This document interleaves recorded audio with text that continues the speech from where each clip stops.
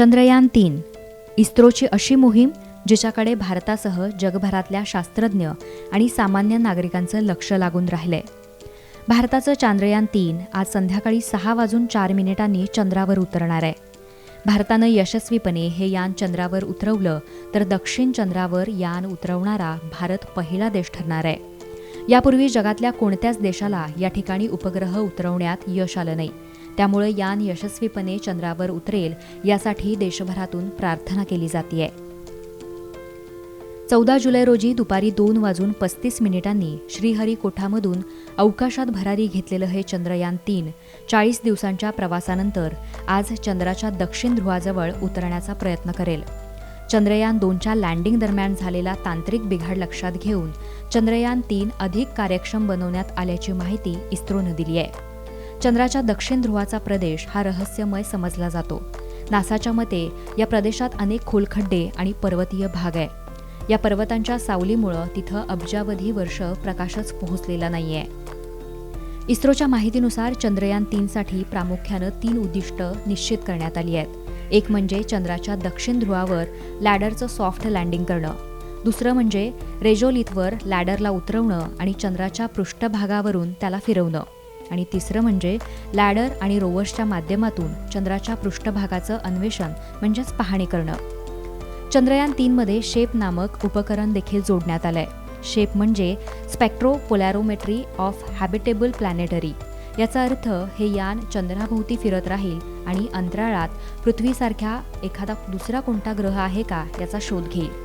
हे उपकरण इतर ग्रहांचे स्पेक्ट्रोपोलॅरोमेट्रिकल सिग्नल शोधून तिथं पृथ्वीसारखं जीवन आहे का याचा सुद्धा शोध घेईल.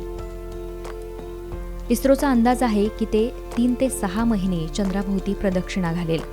हे शेप उपकरण प्रोपल्शन मॉडेलमध्ये बसवलेल्या S-बँक पॉन्डरवर गोळा केलेली ही माहिती इंडियन डीप स्पेस नेटवर्कपर्यंत पोहोचवण्याचं काम करेल. चंद्रयान-3च्या लॅडर मॉड्यूलमध्ये लॅडर आणि रोवरचा समावेश आहे, जो महत्त्वाचा आहे. ते दोघेही चंद्राच्या दक्षिण ध्रुवाजवळ उतरणार आहेत. उतरल्यानंतर त्यांचं आयुष्य केवळ 1 दिवसाचं असेल. म्हणजे चंद्रावर एका दिवसासाठी त्यांचं संशोधन होईल. चंद्रावरील 1 दिवस हा पृथ्वीवरच्या 14 दिवसांच्या बरोबरीचा आहे. चंद्रयान-3चं लॅडर 2 मीटर लांब, 2 मीटर रुंद आणि 1 मीटर 116 सेमी उंच आहे. तसंच 1749 किलो वजनाचं आहे. चंद्रयान-3च्या दळणवळणात लॅडर महत्त्वाची भूमिका बजावणार आहे.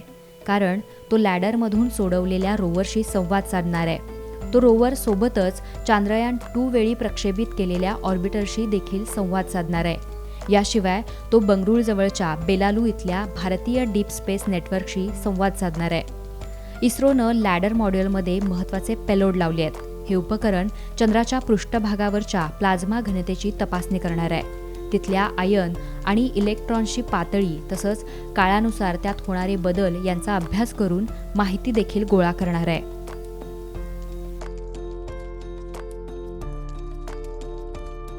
चंद्रावर होणाऱ्या भूकंपाच्या हालचालींची तपासणी सुद्धा तो करणार आहे. पृथ्वीवर दररोज शेकडो भूकंप होतात. भूकंप ओळखण्यासाठी सिस्मोग्राफी हा एकमेव मार्ग आहे. ही स्थिती चंद्रावरही पाहायला मिळते. चंद्रावर होणारे भूकंप चंद्राच्या पृष्ठभागावरही होतात. चंद्रावर भविष्यात मानवी वस्ती करण्यासाठी हा महत्त्वाचा शोध असणार आहे.